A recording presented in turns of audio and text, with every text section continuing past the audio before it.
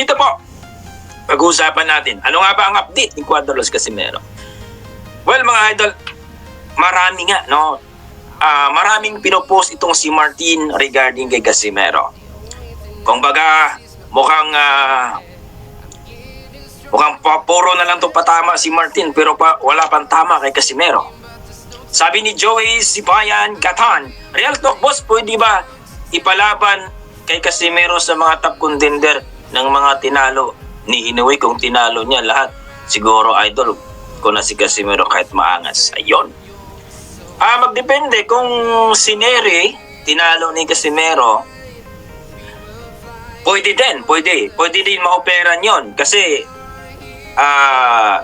si Neri ngayon tinaas na ng WBO kahit hindi siya, wala pang laban, galing talo yun ha.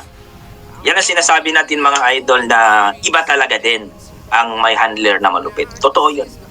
Imagine mo, galing sa talo si Neri, binaba si Casimero ng rank number 7, pero itong si Neri ang pinalit, rank number 6 na sa WBO, tapos galing talo yan si Neri, diba? Kaya nga mga idol, no? Itong sinabi ni idol nating Joey Sibayan, totoo din yun idol, maganda din yun. Kasi diba? Ito si Neri actually si Neri talaga, yan talaga ang pwedeng makalaban ni Casimero. Ika nga, yung kalibel. Kasi si Neri, he is a 2-division world champion. Yan si Tapalis, Neri, yan. At malupit pa idol, no? Kung nabalitaan nyo, si TG Duhine yung tinalo ni, yung matanda na. May edad na. Sabi nila, matanda na daw si TG Duhine. Ang lupit, no? Imagine you guys, galing sa talo ha? Galing sa talo. Umakyat ng featherweight division, pero ang nangyari, napalaban ni Nick Ball, ang champion. Anak ng tinola. Imagine you guys, ang lupit talaga ni Sean Gibbon.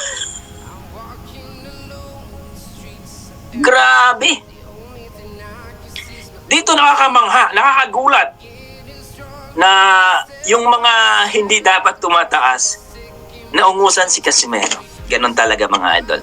Kasi Casimero talaga deadly fighter. At talagang gusto talaga nilang makuha si Casimero. Believe me guys, gustong-gusto nila. Kaso, mayroon kasing manager pa si Casimero eh. Magdepende po yan sa manager. Kung si Casimero lang magdesisyon, hindi naman po pwedeng si Casimero lang. Dahil mayroon siyang manager. So, dyan natin makikita mga idol na napaka-importante si Casimero. Lalong-lalo na sa MP. Sino na mga boxer sa MP? Si Magsayo na lang. Si Magsayo na lang gumagalaw sa MP. Sultan, saan na kayo si Sultan? Isang Kahas, noong nakaraan laban ni isang Kahas, talo siya. Kaya, napaka natin idol na eto nga yung gusto nating mangyari. At gusto nating makita kay Casimero.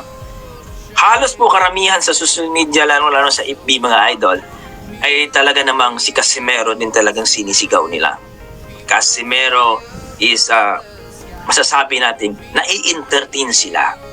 Diba? Ang sarap panoorin.